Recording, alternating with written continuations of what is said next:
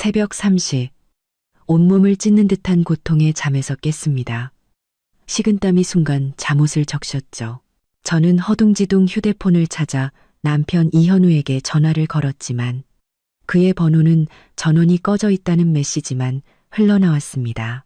뱃속의 아기가 마치 저를 걷어차는 듯한 고통에 소파에 몸을 웅크렸어요.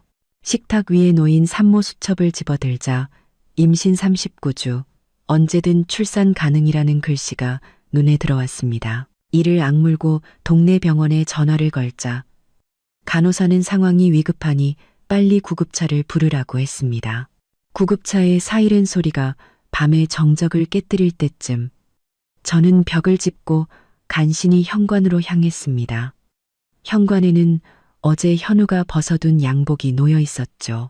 양복 주머니 밖으로 살짝 삐져나온 여자용 립스틱. 제가 쓰는 브랜드가 아니었습니다. 병원에 도착해 간호사가 검사를 준비하는 동안 태아심음 측정기의 곡선은 불안하게 오르내렸습니다. 젊은 간호사 한 명이 제 건강보험증을 받아 등록하다가 문득 저를 보며 무언가 말하려다 망설였습니다. 무슨 일이죠? 제가 고통을 참으며 묻자 간호사는 목소리를 낮춰 말했습니다. 박민서 씨, 조금 전에 1층 산부인과 검진실에서 남편분을 뵌 것 같아요. 심장이 쿵 하고 내려앉았습니다. 잘못 보셨겠죠? 어젯밤에 집에 안 들어왔는데요. 아니에요. 분명 회색 코트를 입고 계셨어요. 똑똑히 기억해요. 간호사는 문 쪽을 흘깃 보더니 말을 이었습니다. 하얀 원피스를 입은 젊은 여자분과 초음파 검사를 받으러 오셨더라고요. 옆에는 시어머님으로 보이는 분도 함께 계셨어요. 복통이 갑자기 심해지면서 저는 병상 시트를 붙잡은 손이 하얗게 질렸습니다. 확실해요? 네, 간호사는 한숨을 쉬며 말했습니다. 시어머님이 정말 대단하시더라고요. 그 여자분에게 수입 유아용품 세트를 사주시는데 제가 마침 계산대 옆에 있었거든요.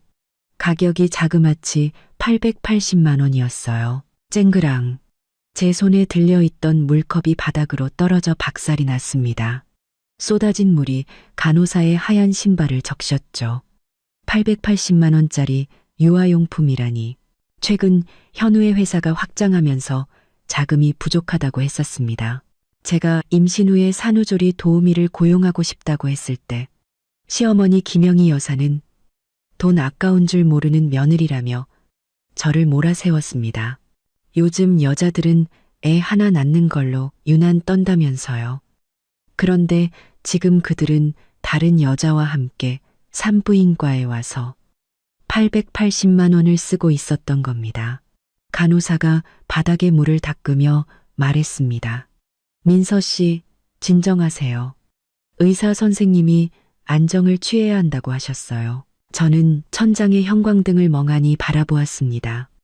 석 달 전 현우의 휴대폰에서 수상한 메시지를 발견했을 때가 떠올랐어요. 그는 그저 고객일 뿐이라고 말했고 시어머니는 남자가 밖에서 사회생활하다 보면 그럴 수도 있다며 그를 감쌌습니다. 저는 그저 집안일이나 잘 신경 쓰면 된다고요. 그때 저는 그 말을 믿었습니다. 뱃속의 아이를 위해 모르는 척하기로 했죠. 박민서 씨, 보호자분 안 계신가요? 의사가 진료 기록을 들고 들어왔습니다. 자국문이 벌써 3cm 열렸습니다. 보호자 서명이 필요해요. 저는 휴대폰을 꺼내 떨리는 손으로 현우에게 전화를 걸었습니다. 이번에는 신호가 갔지만 곧바로 끊겼습니다. 다시 걸자 전원이 꺼져 있었죠. 시어머니에게 전화를 걸었습니다. 한참 뒤에야 연결된 전화기 너머로 시어머니의 짜증 섞인 목소리가 들려왔습니다. 이 밤중에 무슨 전화야? 나 바쁘다. 어머니, 저 병원이에요. 아기가 나오려나 봐요. 현우 씨 좀 오라고 해주세요. 제 목소리는 가늘게 떨렸습니다. 낳으면 낳는 거지. 걘 왜 불러? 시어머니는 코웃음을 쳤습니다. 어떤 여자가 애 낳으면서 안 아프다고. 내가 현우 낳을 땐 바치라다 낳았어. 유난 떨지 말고 네가 알아서 서명해. 그 사람 지금 어디 있어요? 저는 이를 악물고 물었습니다. 최유진 씨랑 같이 있는 거 아니에요? 전화기 너머로 순간 정적이 흘렀습니다. 이윽고 시어머니의 날카로운 비명이 들려왔습니다. 너 우리 현우 미행했어? 박민서 똑똑히 들어. 유진이 뱃속에도 우리 집안에 핏줄이 있어. 네가 분수를 안다면 조용히 애나 낳아. 안 그러면 가만 안 둘 줄 알아. 전화는 매정하게 끊겼고 수화기에서는 차가운 신호음만 들렸습니다. 파도처럼 밀려오는 복통 속에서 저는 텅 빈 병실을 보며 처음으로 사무치는 추위를 느꼈습니다. 그 모든 사랑의 맹세, 너만을 사랑한다는 달콤한 속삭임이 전부 거짓이었다는 것을 깨달았습니다. 의사가 다시 들어왔을 때 저는 고통으로 말도 제대로 할 수 없었습니다. 그저 서명란을 가리키자 의사는 미간을 찌푸렸습니다. 보호자는 아직도 안 왔습니까? 자연분만은 위험할 수 있어서 반드시 보호자가 있어야 합니다. 저는 가방에서 현우의 신분증 사본을 꺼냈습니다.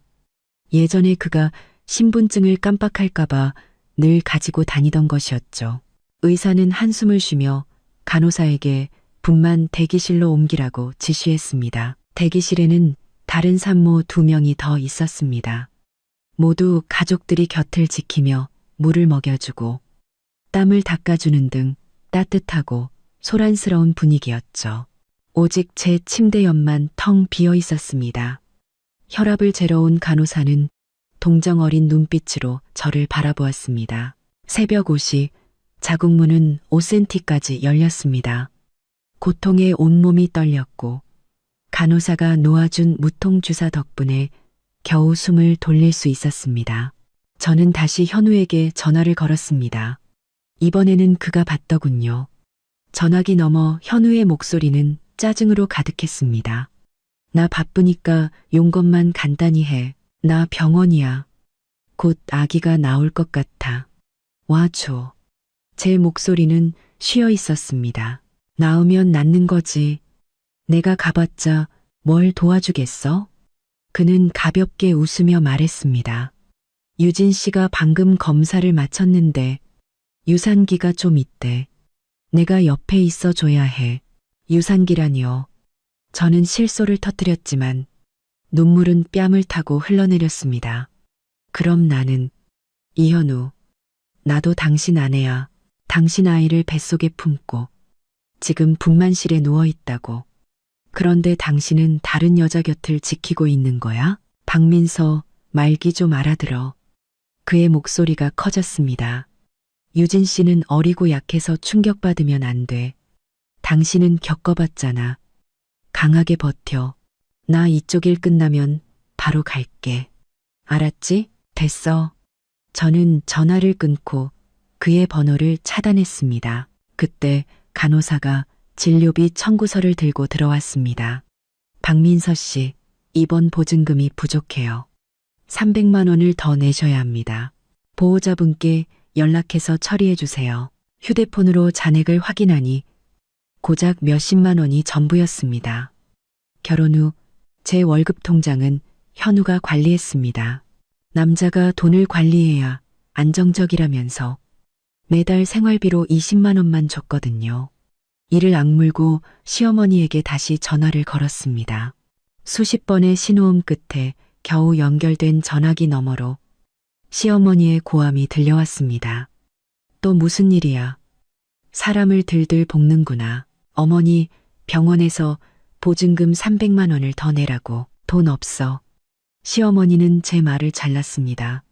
집에 있는 돈은 전부 유진이 보약 사는 데 썼어. 걔 뱃속에 있는 애가 우리 집안의 장손이야. 네가 알아서 해결해. 나한테 기대지 마. 어머님 손주잖아요. 제 뱃속의 아이는 손주도 아니에요. 제가 고통을 참으며 되묻자 시어머니는 차갑게 비웃었습니다. 네가 낳을 게 계집애인지 사내 놈인지 어떻게 알아? 설사 아들이라 해도 유진이 뱃속의 아이만큼 귀하진 않지. 누가 애 하나 낳는데 그렇게 요란 떨래? 전화는 또다시 끊겼습니다. 저는 300만 원이 적힌 청구서를 보며 허탈한 웃음을 터뜨렸습니다. 결혼할 때 엄마가 혼수로 주신 수십억 원 가치의 강남 아파트를 저는 망설임 없이 현우에게 명예 이전해 주었습니다. 회사 담보 대출에 쓰라면서요. 엄마 회사의 투자 덕분에 그는 작은 공장 사장에서 지금의 이 대표님이 될 수 있었죠. 그런데 이제 제가 아이를 낳는데 필요한 보증금 300만 원도 내주지 않으면서 그의 내연녀에게는 880만 원짜리 선물을 사주는군요. 제 얼굴이 하얗게 질린 것을 본 간호사가 걱정스럽게 물었습니다. 제가 어떻게든 방법을 알아봐 드릴까요? 아니요, 괜찮아요. 저는 고개를 저으며 다른 휴대폰을 꺼내 들었습니다. 이건 엄마가 제게 주신 비상용 휴대폰이었죠. 결정적인 순간에 자신을 힘들게 하지 말라면서요. 그 안에는 엄마가 만들어준 가족 카드가 연동되어 있었습니다. 막 돈을 이체하려는데 시어머니가 고용한 간병인이 제 손을 거칠게 막아섰습니다. 저를 돌본다기보다 매일같이 눈치를 주던 사람이었죠. 사모님, 회장님께서 친정돈에 손대면 이 집 며느리로 인정 안 하겠다고 전하셨습니다. 간병인이 입을 삐죽이며 말했습니다. 인정하든 말든 상관없어. 저는 그녀의 손을 뿌리치고 500만 원을 병원 계좌로 이체했습니다. 간병인은 저를 막지 못하자 문을 쾅 닫고 나가며 중얼거렸습니다. 팔자가 기구하네.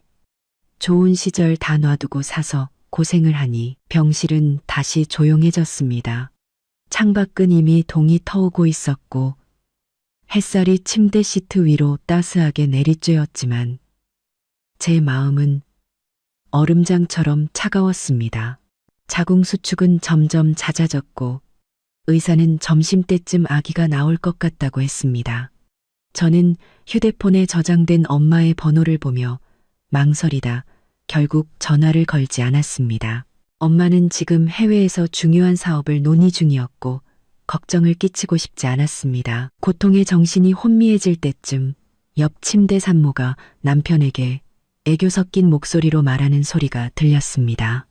여보, 아기 낳으면 다이아 반지 사준다고 한 거 잊지 않았지? 남편은 웃으며 답했습니다. 걱정 마, 벌써 주문해 놨어. 산후조리 끝나면 바로 찾으러 가자. 저는 눈을 감았습니다. 현우가 청혼하며 했던 말이 떠올랐습니다. 민서야, 앞으로 내가 버는 돈은 전부 내 거야. 네가 원하는 건 뭐든지 다 사줄게.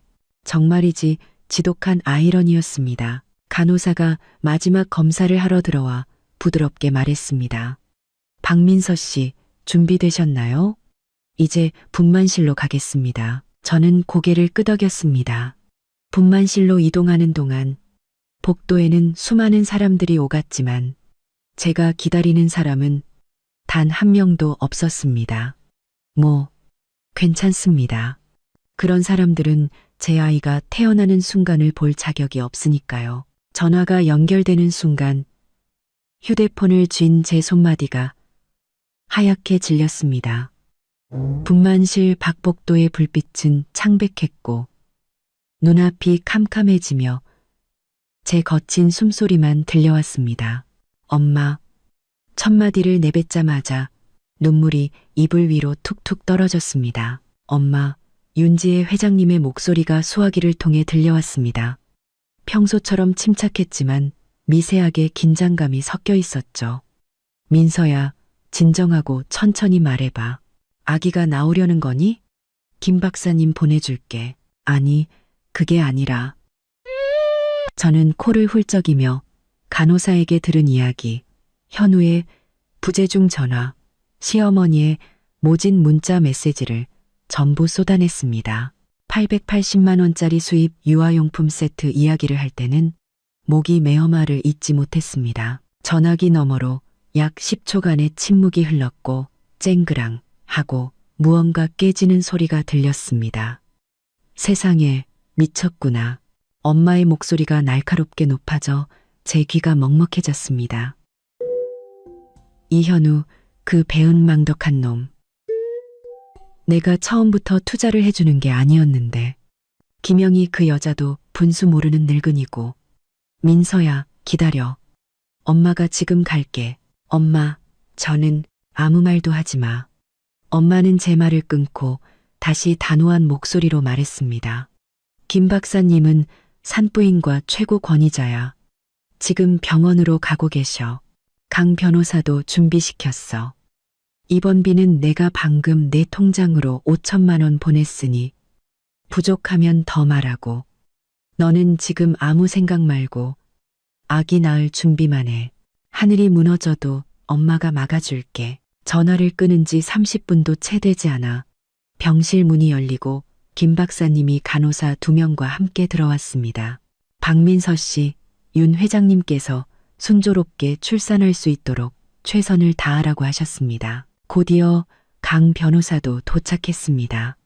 세련된 정장 차림의 그녀는 서류 가방을 들고 말했습니다. 민서 씨, 걱정 마세요. 모든 증거는 제가 수집하기 시작했습니다.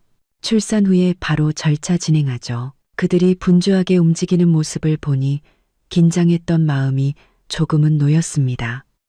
배는 다시 아파왔지만 이번에는 당황하지 않았습니다. 저녁 무렵 김 박사님이 검진을 마치고 말했습니다. 자궁문이 거의 다 열렸네요. 분만실로 가시죠. 분만실로 옮겨질 때 휴대폰 화면이 다시 켜졌습니다. 현우가 보낸 메시지였습니다. 민서야, 회사에 급한 일이 생겨서 못 갈 것 같아. 어머니가 간호사들 있다고 하니 괜찮을 거야. 일 끝나면 바로 갈게. 그리고 그 아래에 이런 말이 덧붙여져 있었습니다. 유진 씨는 방금 검사를 마쳤는데 상태가 좀 불안정해서 내가 옆에 더 있어줘야 할 것 같아. 저는 그 화면을 몇 초간 응시하다 그의 대화창을 삭제해버렸습니다. 분만실의 조명은 눈부시게 밝았습니다. 김 박사님이 제 손을 잡으며 말했습니다. 걱정 말아요. 제가 있잖아요. 자궁 수축의 고통이 파도처럼 밀려왔고 저는 이를 악물고 힘을 주었습니다. 머릿속에서는 3년 전의 기억이 맴돌았습니다. 그때 현우는 아직 창업 초기였고 우리는 6평도 안 되는 작은 원룸에 살았습니다. 그는 매일 밤 제게 라면을 끓여주며 말했죠. 민서야, 회사가 자리 잡으면 내가 꼭 세상에서 제일 행복하게 해줄게. 이제 회사는 자리 잡았지만 그는 다른 여자와 함께 산부인과에 있었습니다. 힘내요. 조금만 더. 김 박사님의 목소리가 저를 현실로 돌려놓았습니다. 얼마나 시간이 흘렀을까. 우렁찬 아기 울음소리와 함께 제 몸의 모든 기운이 빠져나가며 분만대 위에 쓰러졌습니다. 축하합니다. 박민서 씨. 건강한 남매둥이입니다. 아들은 3.4kg, 딸은 3.1kg이에요. 간호사가 아기들을 제게 데려와 뺨에 살짝 대주었습니다. 따뜻하고 작은 몸이 제게 닿자 깃털처럼 부드러운 울음소리가 마음을 간지렸습니다. 저는 아기들의 쭈글쭈글한 작은 얼굴을 보며 웃었지만 눈물은 또다시 흘러내렸습니다. 분만실을 나왔을 때는 이미 날이 밝아오고 있었습니다. 강 변호사가 밖에서 기다리다가 저를 보고 달려왔습니다. 민서 씨, 고생 많으셨어요. 윤 회장님께서 미역국을 보내셨습니다. 방금 끓인 거예요. 두 아기는 인큐베이터 안에서 간호사가 주는 젖병을 빨고 있었습니다. 작은 입을 오물거리는 모습에 마음이 녹아내렸습니다. 이현우 씨는 오지 않았나요? 제가 묻자 강 변호사는 동정 어린 눈빛으로 고개를 저었습니다. 아무 연락 없었어요. 대신 시어머님이 전화를 여러 번 하셔서 아들이냐고 묻더군요. 남매둥이라고 했더니 혹시 아들을 최유진 씨가 키우게 할 수는 없냐고 하더라고요. 유진 씨가 딸을 임신한 것 같다면서요. 꿈도 꾸지 말라고 하세요. 저는 차갑게 웃으며 강 변호사가 건네준 미역국을 마셨습니다. 몇 숟갈 뜨지 않았을 때 병실 문이 열리고 시어머니가 천 가방을 들고 들어왔습니다. 그녀는 가식적인 미소를 지으며 말했습니다. 민서야, 애 낳느라 고생했다. 그리곤 곧장 인큐베이터로 달려가 눈가의 주름이 자글자글해지도록 웃으며 아기들을 들여다보았습니다. 아이고, 남매둥이구나. 참 좋다. 특히 이놈, 딱 봐도 우리 집안 핏줄이야. 저는 그녀를 무시했습니다. 강 변호사가 옆에서 말했습니다. 어머님, 민서 씨는 방금 출산해서 안정이 필요합니다. 알아, 안다니까. 시어머니는 몸을 돌려 침대 옆 탁자에 천 가방을 놓으며 말했습니다. 애들 입으라고 옷 좀 가져왔어. 전부 순면이라 비싼 거야. 저는 힐끗 가방 안을 보았습니다. 이름 모를 만화 캐릭터가 그려진 옷은 보기에도 거칠어 보였고 누가 봐도 시장에서 산싸구려 옷이었습니다. 아, 민서야. 그녀가 갑자기 제게 다가와 목소리를 낮췄습니다. 네가 방금에 나와서 몸도 힘든데 둘이나 돌보긴 어렵잖아. 유진이가 마음씨가 착해서 내가 걔랑 얘기해놨어. 내 아들은 걔가 좀 돌봐주기로. 걔는 젊어서 젖도 잘 나올 거야. 지금 뭐라고 하셨어요? 제가 국그릇을 탁자 위에 내려놓자 튄 국물이 손등을 데웠습니다. 제 반응에 놀란 시어머니는 이내 목에 핏대를 세우며 말했습니다. 다 너 좋으라고 하는 소리 아니냐. 너 혼자 둘 키우려면 얼마나 힘들겠어. 유진이 뱃속에도 우리 집 핏줄이 있는데 서로 돕고 살면 좋잖아. 다 한 가족인데 뭐 어때? 누가 그 여자랑 한 가족이에요. 저는 그녀의 말을 잘랐습니다. 제 목소리는 얼음처럼 차가웠죠. 김영희 여사님, 똑똑히 들으세요. 이 아이들은 제가 낳았어요. 최유진 씨와는 아무 상관없다고요. 그 여자가 제 아들을 키우고 싶으면 제가 죽고 나서나 가능한 일일 겁니다. 말하는 것 좀 봐. 그녀의 목소리가 커졌습니다. 내가 애들 할머니야. 내가 결정하면 그만이야. 현우도 동의했어. 그 사람이 동의해도 소용없습니다. 강 변호사가 휴대폰을 꺼내 녹음 버튼을 눌렀습니다. 어머님, 아이들의 어머니는 박민서 씨입니다. 양육권은 민서 씨에게 있어요. 만약 계속해서 이런 무리한 요구를 하시면 저희는 법적 조치를 취할 수밖에 없습니다. 강 변호사의 휴대폰을 본 시어머니는 기세가 한풀 꺾였습니다.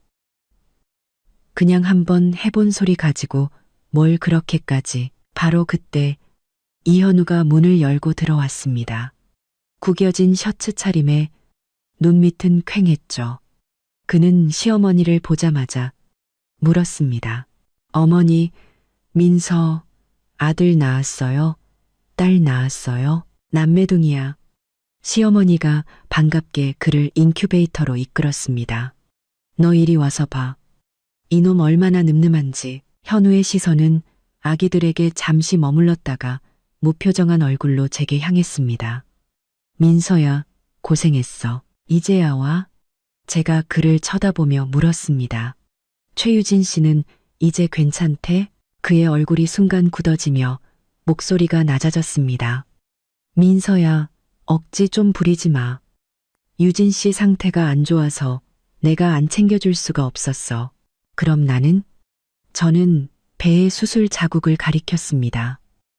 내가 분만실에서 죽을 힘을 다하고 있을 때 당신은 어디 있었는데? 회사에 급한 일이 있었다고 했잖아. 그는 미간을 찌푸렸습니다. 민서야, 우리 만나자마자 싸우지 말자. 너 이제 막 아기 낳았으니까 푹 쉬어야지. 저는 웃었지만 눈물은 멈추지 않았습니다. 이현우, 양심의 손을 얹고 말해봐. 내가 임신한 동안 당신이 산부인과에 같이 가준 게 몇 번이나 돼? 내가 밤에 다리에 쥐가 나서 당신을 부르면 잠 설친다고 화내면서 다른 방으로 가버렸잖아. 이제 내가 아이를 낳았는데 당신은 다른 여자와 산부인과에 있고 당신 어머니는 그 여자에게 880만 원짜리 선물을 사줬어. 이게 당신들이 나한테 하는 짓이야? 시어머니가 옆에서 거들었습니다. 민서야, 그건 네가 잘못 생각하는 거야. 현우는 남자고 사업이 중요하잖아.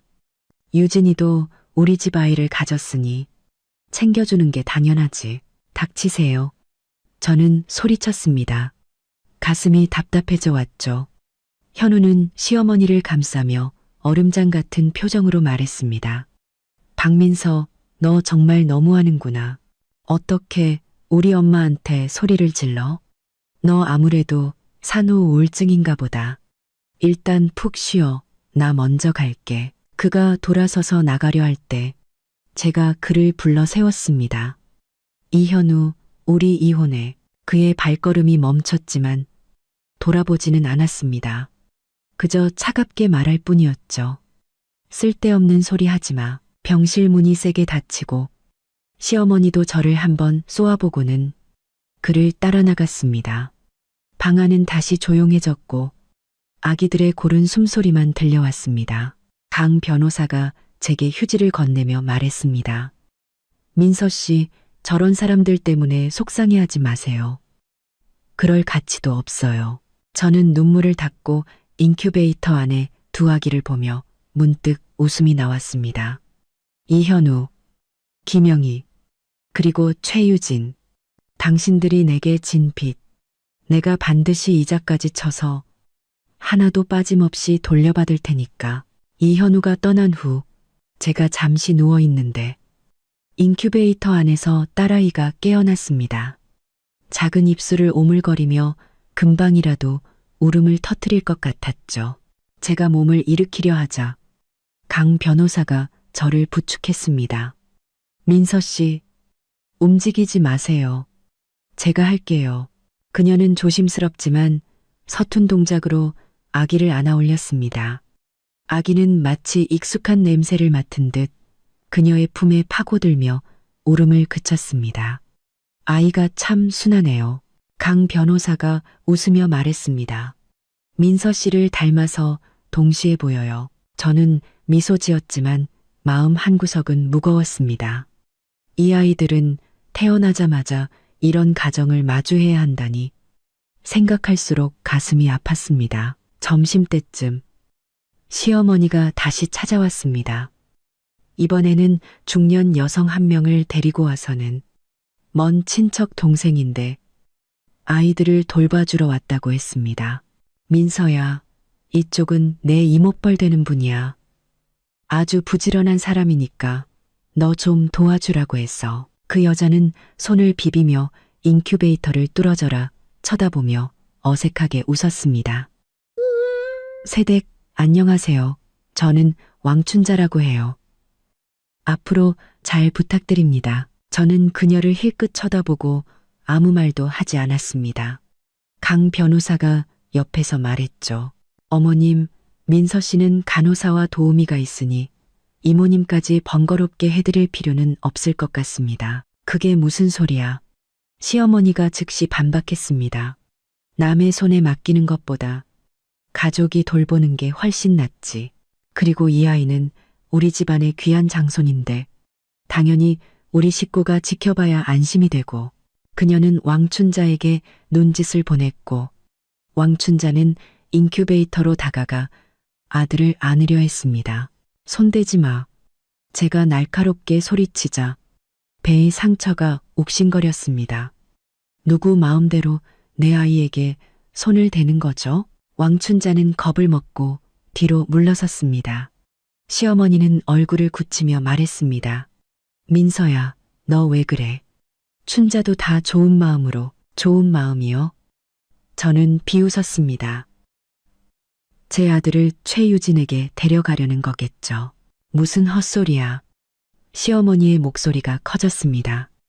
내가 왜 그런 짓을 해? 그럴지 아닐지는 모르죠. 강 변호사가 휴대폰을 꺼내 녹음 파일을 재생했습니다. 그 안에서는 시어머니와 왕춘자의 대화가 흘러나왔습니다. 시어머니, 어떻게든 저 사내놈을 밖으로 데리고 나와서 유진이한테 바로 데려다줘. 내가 시켰다고 하고. 왕춘자. 그러다 새댁이 알면 어떡해요. 시어머니, 알면 어쩔 건데? 우리 집안 핏줄인데 저 X이 뭔데 상관이야. 녹음이 끝나자 시어머니의 얼굴은 하얗게 질렸습니다. 그녀는 강 변호사를 가리키며 소리쳤습니다. 너 감히 녹음을 해? 비열한 사람을 상대하려면 이런 방법도 써야죠. 강 변호사는 휴대폰을 넣으며 말했습니다. 어머님, 이제 그만 돌아가 주세요. 민서 씨 휴식에 방해됩니다. 시어머니는 분한 듯 저를 쏘아보고는 왕춘자를 끌고 나갔습니다. 문가에서 그녀는 한마디를 남겼습니다. 박민서, 너무 까불지 마. 그 애는 박 씨가 아니라 이 씨야. 저는 그녀를 무시했지만 이것이 시작에 불과하다는 것을 알았습니다. 그들은 결코 쉽게 물러서지 않을 테니까요. 오후에 이현우가 다시 찾아왔습니다. 이번에는 과일 바구니를 들고 비굴한 미소를 띤 채였죠. 민서야, 오전에는 내가 잘못했어. 너랑 싸우면 안 됐는데 너 먹으라고 과일 좀 사왔어. 과일 바구니 안의 과일들은 신선해 보이지 않았습니다. 저는 고개를 돌려 그를 외면했습니다. 그는 침대 옆에 앉아 손을 비비며 말했습니다. 민서야, 네가 아직 화난 거 알아. 하지만 유진 씨도 정말 딱한 사람이야. 부모님 일찍 여의고 이 도시에서 혼자 힘들게 살다가 임신까지 했는데 곁에서 돌봐줄 사람이 없잖아. 내가 모른 척 할 수는 없었어. 그럼 나는 제가 그를 쳐다보며 물었습니다. 나는 안 딱해. 내가 임신했을 때 당신은 다른 여자와 있었고 내가 아이를 낳을 때 당신은 다른 여자를 지켰어. 이현우, 말해봐. 당신 마음속에 나는 도대체 뭐야? 당신은 내 아내잖아. 그건 다르지. 그는 미간을 찌푸리며 말했습니다.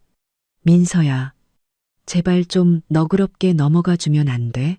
유진 씨가 아이 낳으면 내가 당신한테 정말 잘할게. 잘한다고? 저는 비웃었습니다. 어떻게? 그 여자와 보낸 시간으로, 아니면 그 여자에게 쓴 돈으로. 그는 아무 말도 못했습니다. 한참 후에야 입을 열었죠. 민서야, 너희 집이 부자인 거 알아. 이런 거 신경 안 쓰는 거.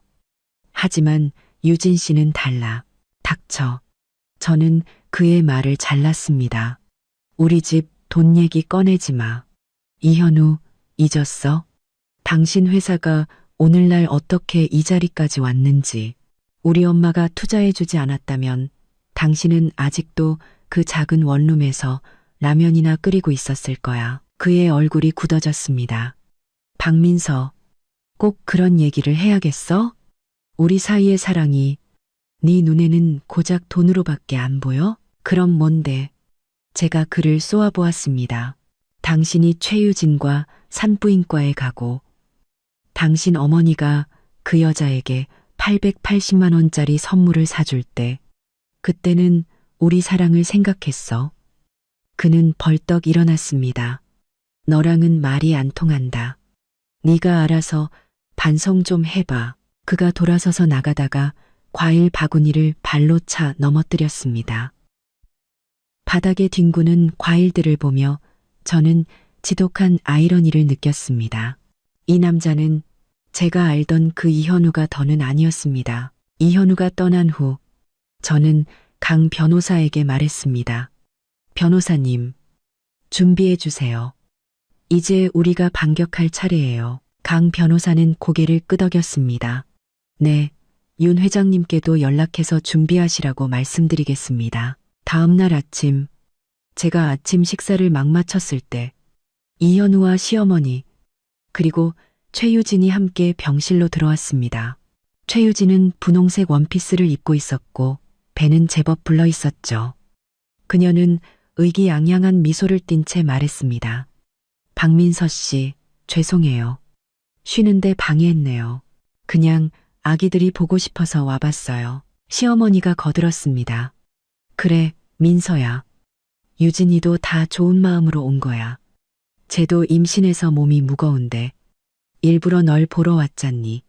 너무 마음에 담아두지 마. 저는 그들을 무시하고 이현우를 쳐다보며 물었습니다. 이 여자 왜 데리고 온 거야? 민서야, 나는 네가 유진 씨랑 오해를 풀었으면 좋겠어. 다 오해야. 오해? 저는 비웃었습니다. 이현우, 내가 바보인 줄 알아? 저 여자가 당신 아이를 임신했고, 당신은 저 여자와 산부인과에 갔고, 당신 어머니는 880만 원짜리 선물을 사줬어. 이게 오해라고? 최유진이 갑자기 울음을 터뜨렸습니다. 민서 씨, 제가 잘못한 거 알아요. 하지만 저랑 현우 씨는 진심으로 사랑하는 사이예요. 제발 저희를 허락해 주세요. 제가 현우 씨한테도 잘하고 아이들에게도 잘할게요. 당신들을 허락하라고? 제가 그녀를 쳐다보며 물었습니다. 그럼 나와 내 아이들은 어떡하고? 민서 씨 댁은 부자니까 다른 좋은 사람 만나면 되잖아요. 시어머니가 옆에서 말했습니다. 하지만 유진이는 현우 없으면 못 살아요. 그래요? 저는 그들을 보며 강 변호사에게 말했습니다. 변호사님, 준비한 것 좀 보여주세요. 강 변호사는 서류 가방에서 한 뭉치의 사진과 서류를 꺼내 테이블 위에 펼쳤습니다. 사진에는 이현우와 최유진이 호텔 앞에서 포옹하고 키스하는 장면, 함께 집을 보러 다니고 명품 쇼핑을 하는 장면이 담겨 있었습니다. 서류는 이현우가 재산을 빼돌린 증거였습니다.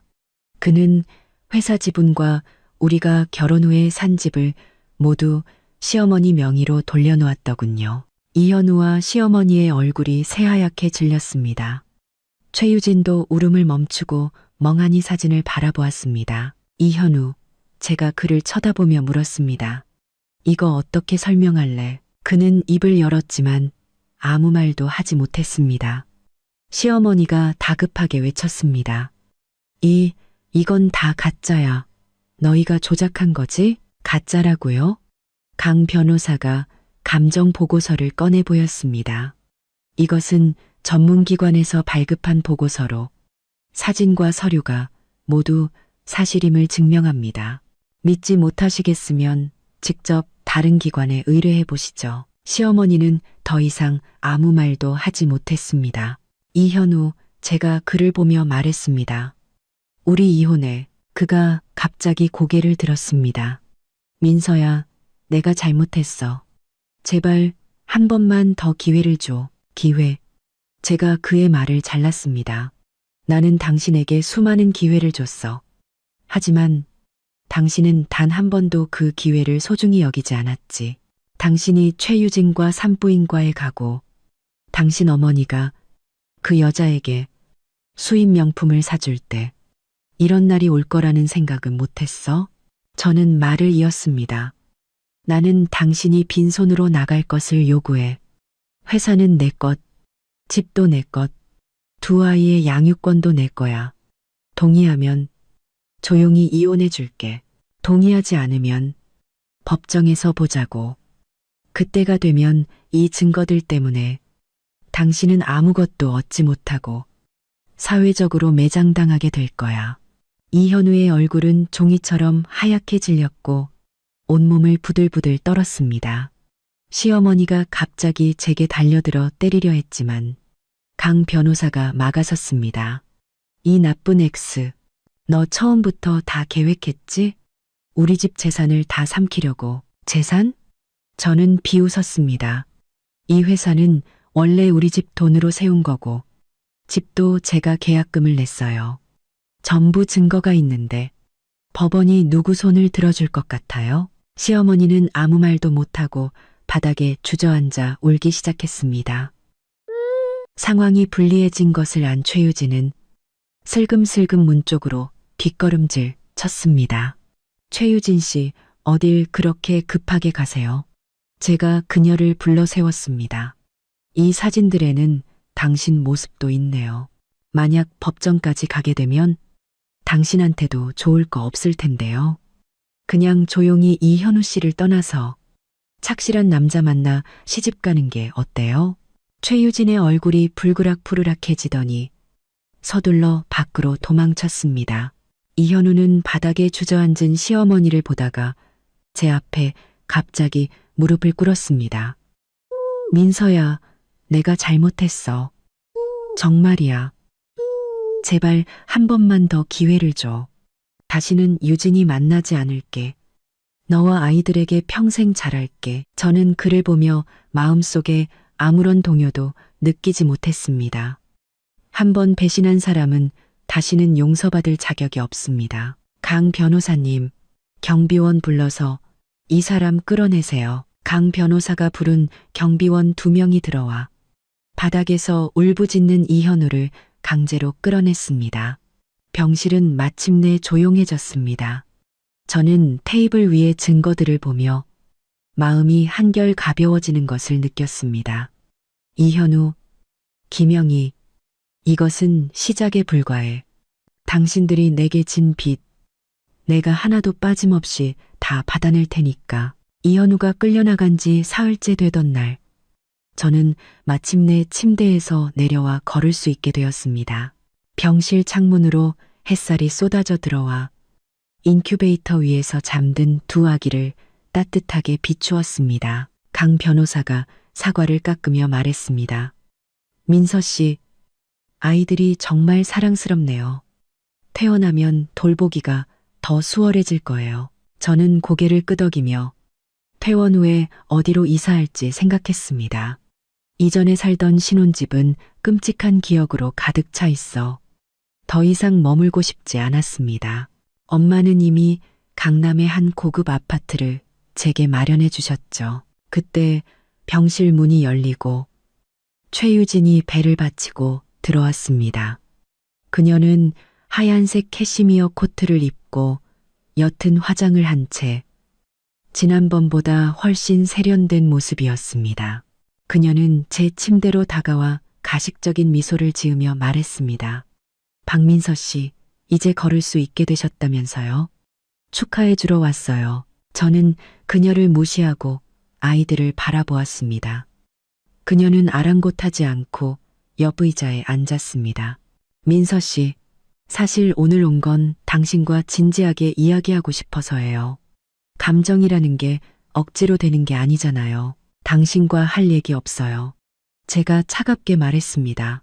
여긴 당신이 올 곳이 아니니 나가주세요. 민서 씨, 그러지 마세요.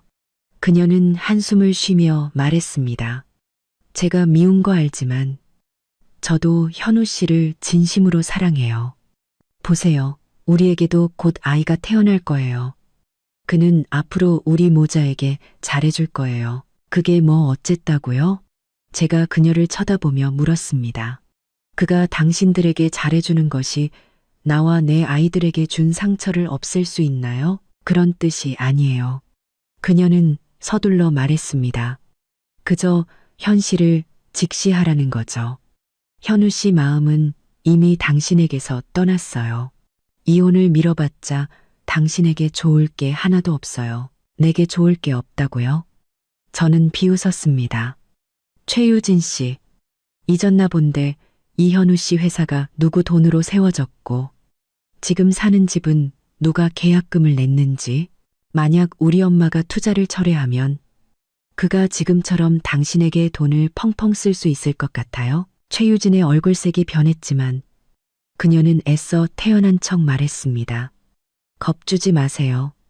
현우 씨 회사는 지금 아주 잘 나가요. 당신 집안에 투자가 없어도 문제 없어요. 그리고 어제는 저에게 2억 원이 넘는 한정판 스포츠카도 사줬는걸요. 그녀는 가방에서 차키를 꺼내 제 앞에서 흔들었습니다. 저는 그녀를 무시했지만 강 변호사가 참지 못하고 말했습니다. 자랑하는 게 아니에요. 그녀는 차키를 넣으며 말했습니다. 그저 민서 씨에게 현우 씨 마음속에는 저밖에 없다는 걸 알려주고 싶었을 뿐이에요. 당신이 아무리 많은 돈을 받아내도 그의 마음은 얻지 못할 거예요. 그 사람 마음 따위 필요 없어요. 제가 비웃었습니다. 그렇게 쉽게 변하고 은혜도 모르는 남자. 공짜로 준다 해도 싫어요. 당신, 최유진은 말이 막혔는지 잠시 주춤하다가 이내 다시 말했습니다. 민서 씨, 당신이 왜 이혼을 안 하려는지 알아요. 젊고 예쁜 저를 질투하는 거잖아요. 하지만 거울 좀 보세요. 애 낳고 몸매는 망가지고 얼굴엔 기미까지 꼈는데 현우 씨가 당신을 좋아할 리가 없잖아요. 저는 제 얼굴을 만져보았습니다. 확실히 요즘 잠을 제대로 못 자서 피부 상태가 좋지 않았죠. 하지만 그것이 그녀가 잘난 척할 이유는 되지 않았습니다. 최유진 씨, 젊고 예쁘면 남자를 평생 붙잡아둘 수 있을 것 같아요? 제가 그녀를 쳐다보며 말했습니다. 이현우 씨가 지금 당신에게 잘해주는 건 당신 뱃속의 아이와 우리 집 돈 때문이에요. 그가 무너지면 과연 당신에게 지금처럼 돈을 쓸 수 있을까요? 헛소리 마. 최유진이 벌떡 일어났습니다. 현우 씨는 그런 사람이 아니에요. 그는 진심으로 날 사랑한다고요. 진심인지 아닌지는 당신이 더 잘 알겠죠. 저는 휴대폰을 꺼내 몰래 녹음 버튼을 눌렀습니다. 당신 뱃속의 아이, 정말 이현우 씨 아이 맞아요? 확실하지 않을 텐데? 최유진의 얼굴이 새하얗게 질렸습니다. 무슨 헛소리야. 당연히 현우 씨 아이지. 내가 헛소리를 하는 건지 아닌지는 당신 마음속에 답이 있겠죠. 듣자 하니 예전에 만났던 남자가 꽤 많다던데 그 아이가 누구 씨인지는 아무도 모르는 거 아닌가요? 너 정말 말도 안 되는 소리 하지 마. 최유진이 분노로 몸을 떨었습니다. 내가 어떻게 당신에게 무례하게 굴 수 있는지 한번 볼까요? 제가 그녀를 쳐다보며 말했습니다. 여기는 병원이고 사방에 CCTV가 있어요. 내게 손가락 하나라도 대면 당신은 무사하지 못할 거예요. 최유진은 이를 악물고 아무 말도 하지 못했습니다. 잠시 후 그녀는 갑자기 비웃었습니다. 박민서, 이렇게 하면 네가 이길 것 같아? 현우 씨는 너랑 이혼하면 나랑 결혼하기로 약속했어. 그때가 되면 내가 이 집안의 안주인이 되는 거고 너는 아무것도 아니게 되는 거야. 그래요? 그럼 그 꿈이 이루어지길 빌어줄게요. 하지만 한 가지 충고하자면 이 집안의 안주인 노릇 그렇게 쉽지 않을 거예요. 특히 김영희 여사님 같은 시어머니를 모시고 사는 건 말이죠. 시어머니 이야기에 최유진의 얼굴이 굳어졌지만 그녀는 이내 다시 말했습니다. 그건 우리 고부간의 문제니까 당신이 신경 쓸 일 아니에요. 그녀는 자리에서 일어나며 말했습니다. 우린 이만 가볼게요. 문가에서 그녀는 인큐베이터 안의 아이들을 질투 어린 눈빛으로 쳐다보며 말했습니다. 박민서, 두고 봐. 내가 반드시 널 후회하게 만들어줄 테니까. 저는 그녀가 사라진 뒤에야 녹음을 껐습니다. 강 변호사가 다가와 말했습니다. 민서 씨, 저 여자 정말 너무하네요. 어떻게 여기까지 와서 행패를 부릴 수가 있죠? 저렇게 기세등등한 건 그만큼 마음이 불안하다는 증거예요. 저는 웃으며 말했습니다.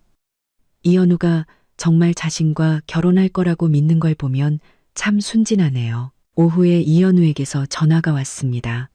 민서야, 유진 씨가 찾아갔다며? 걔가 아직 어려서 철이 없어서 그랬을 거야. 너무 마음에 담아두지 마. 철이 없는 건지 일부러 도발하는 건지는 당신이 더 잘 알겠죠. 제가 차갑게 말했습니다. 이현우, 당신 여자나 잘 단속하세요. 다시는 내 앞에 나타나지 않게. 그렇지 않으면 나도 가만히 있지 않을 테니까. 민서야, 네가 아직 화난 거 알아. 이현우가 한숨을 쉬며 말했습니다. 하지만 우리 아이들을 봐서라도 일을 너무 크게 만들지는 말아줘. 우리 그래도 한때는 부부였잖아. 부부? 제가 그의 말을 잘랐습니다. 당신이 최유진과 산부인과에 가고 당신 어머니가 그 여자에게 880만 원짜리 선물을 사줄 때 그때는 우리가 부부라는 걸 생각했어? 이현우, 다시는 전화하지 마. 당신 목소리 듣고 싶지 않으니까. 저는 전화를 끊고 그의 번호도 차단해버렸습니다. 이제 제게 가장 중요한 것은 두 아이를 잘 키우고 새로운 삶을 시작하는 것뿐이었습니다.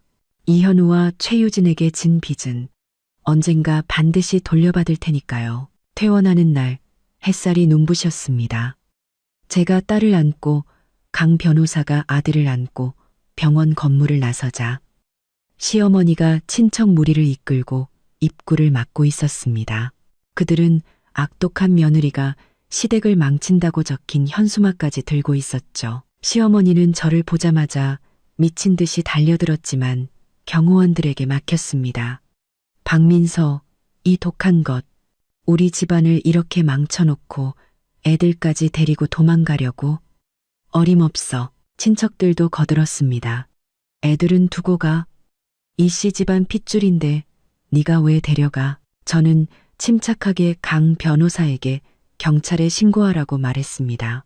잠시 후 경찰이 도착했고 시어머니는 경찰에게 제가 아들의 회사를 망하게 하고 손주들을 데리고 도망치려 한다고 거짓말을 늘어놓았습니다. 강 변호사는 경찰에게 이혼 소송 서류와 아이들의 출생 증명서를 보여주며 이현우의 불륜과 재산 은닉 사실을 설명했습니다.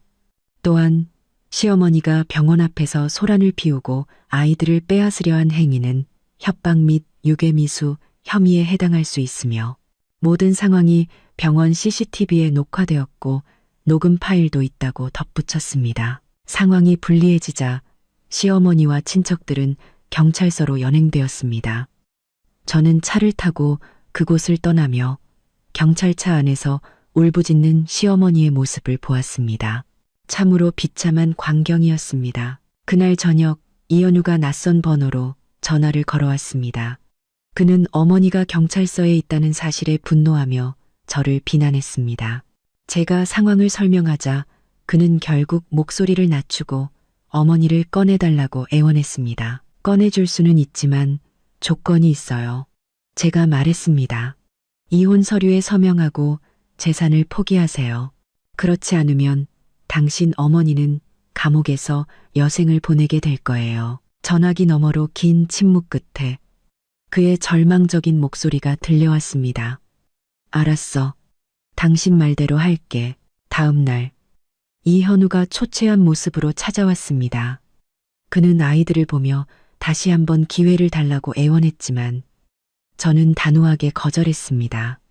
결국 그는 모든 것을 포기하고 이혼 서류에 서명했습니다. 강 변호사는 그 서류를 가지고 시어머니를 보석으로 풀어주러 갔고 저는 울고 있는 그에게 말했습니다. 당신이 오늘 이 지경이 된 건 모두 당신 스스로 선택한 결과예요. 얼마 후 최유진이 이현우의 남은 돈을 모두 가지고 해외로 도피했다는 소식을 들었습니다. 이현우의 회사는 부도 처리되었고 그는 술집에서 싸움을 벌이다 경찰에 구속되었습니다. 저는 아이들을 위해서 그들의 빚 문제를 해결해 줄 변호사를 선임해 주었습니다. 하지만 앞으로 다시는 제 삶에 나타나지 말라는 조건을 걸었죠. 법정에서 우리의 이혼은 최종적으로 확정되었습니다. 저는 모든 재산과 아이들의 양육권을 갖게 되었고 이현우는 빈털터리가 되었습니다. 법정을 나서며 그는 제게 직접 만들었다는 작은 은수저 2벌을 건넸습니다. 아이들의 건강과 행복을 비는 선물이었죠. 저는 그것을 받아들었습니다. 3년 후 저는 두 아이를 키우며 성공적인 사업가가 되었습니다. 이현우는 작은 정비소에서 기술자로 일하며 빚을 갚아나가고 있다는 소식을 들었습니다. 그는 가끔 아이들을 위해 해바라기 화분을 보내오곤 했습니다. 우리는 더 이상 서로를 원망하지 않았습니다. 어느 날 이혼 소송을 도와줬던 변호사와 우연히 재회했고 우리는 자연스럽게 연인이 되었습니다. 그는 아이들에게 다정한 아빠가 되어주었고 제 삶은 다시 햇살처럼 밝고 따뜻해졌습니다. 인생에서 잘못된 사람을 만났다면 결코 자신을 탓하며 주저앉지 마세요. 과감하게 그 관계를 끊어내고 앞으로 나아가야 합니다. 잘못된 사람을 떠나야만 비로소 올바른 사람을 만날 수 있으니까요. 우리의 삶은 해바라기와 같습니다. 어젯밤 어떤 비바람을 겪었든 다음 날 아침에는 다시 태양을 향해 활짝 피어나야 합니다. 우리 모두 그렇게 누구보다 아름답게 살아가야 합니다.